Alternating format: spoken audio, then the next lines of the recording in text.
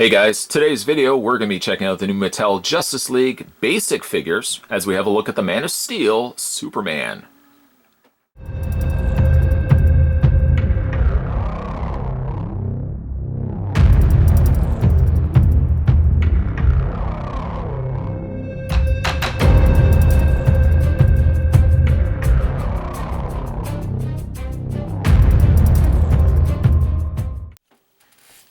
So just how tall is Superman? Let's go ahead and grab the tape measure. He stands at almost exactly 6 inches tall.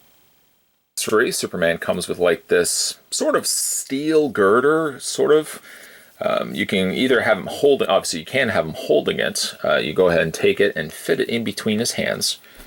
Now his hands are pretty closed shut, so you have to find yourself maybe prying the fingers to get that to sit properly. But with some persistence and proper angles, you can get Superman to hold that little steel bar, steel girder. What you can also do too is you can take the steel part and you can rip it apart.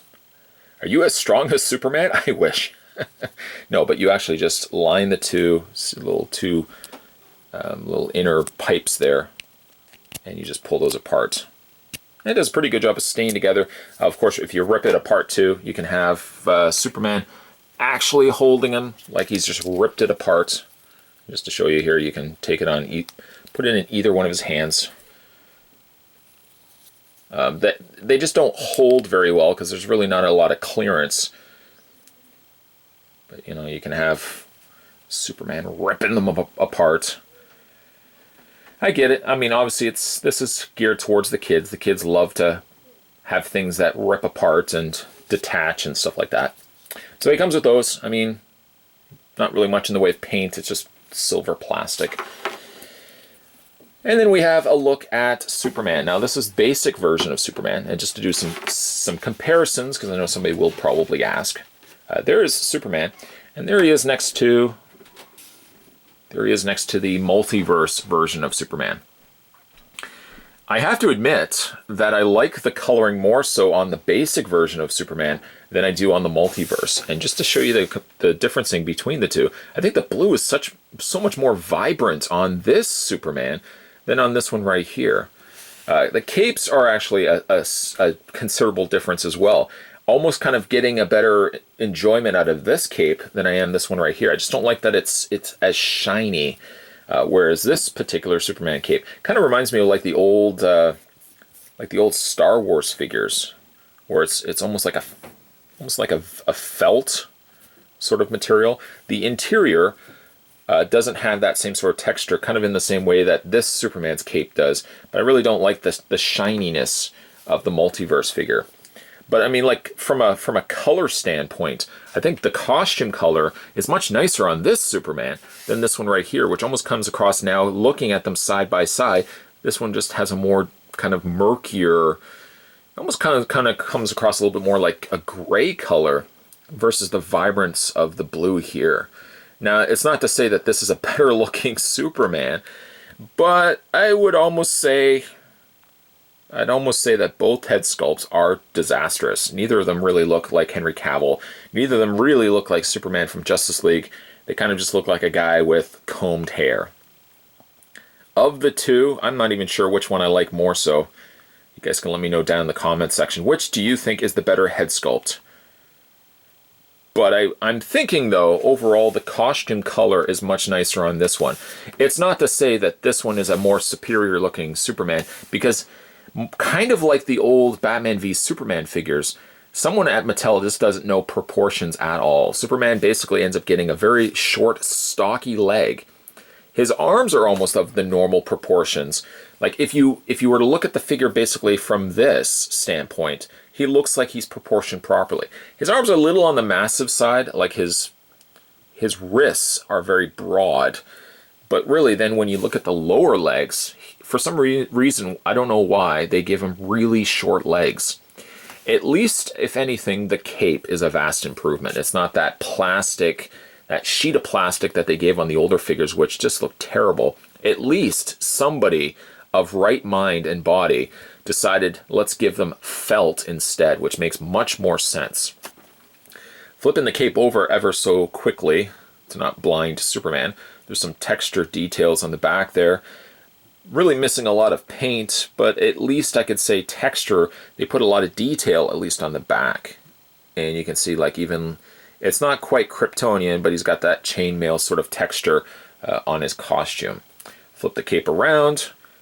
The emblem is nicely done. And again, I think it's a nicer color than the multiverse version of Superman. He's got the gold there on his belt, complete with a little S. And he's got some gold around the sides of his belt as well. I do like the little striping down the side. His boots are decent enough, but again, like, the proportions on this guy are absolutely terrible. It's almost like, what is the lesser of two evils? Because again, this has nicer coloring and a nicer cape. This one is just a more lankier Superman, which makes absolutely no sense. But I think coloring-wise, I like this one more than I like this one right here. For the full review of him, by all means, go and check out my Justice League reviews. Plug, plug, plug. For this guy's posability, let's run through that together. His head is on a ball joint, so that at least is something. You can kind of pivot the head back and forth, up and down, and rotate all the way around. I can pleasantly say, at least, that his arms hinge outward. That is a nice touch. As well, you can rotate the arms all the way around. And I'm actually not making fun of the fact that this figure can move his arms out. It's actually surprising that so many figures nowadays rely solely on swivels, where you just rotate the arm this way. This is almost few and far between nowadays on figures, and I don't know why. You've got the hinge joint on the forearms, which also allow the arms to rotate. So again, that's nice. I like that. Let's get his arms kind of straightened up here. He doesn't have an ab crunch, but he does swivel at the waist. Now, this is unfortunate. This is the only part where he's very limited. His legs go like this. That's all they do. They don't hinge outward. Oh, no, sirree. They only move back and forth. He does have a bend at the knee, and he does technically rotate at the boot, but I can't tell you whether that was intentional or just the way the boot was plugged into place. And there's Superman. With the basic class figures, you generally know nowadays what you're kind of getting yourself into. You're not getting as much the articulation as you might get in this instance as the multiverse figure, but I have to actually say that there's something a little bit more rewarding for these figures versus the multiverse figures, at least from the standpoint of Superman. I don't think either of the faces are all that great, but I think the color scheme and the cape are nicer on this figure than on the multiverse figure. The proportions, of course, on the legs leave something to be desired, but for a quick pickup, especially for the kids to pick up a Superman, this isn't a bad Superman at all. Today we were having a look at the basic figures from the Justice League movie, and this was the Man of Steel, Superman.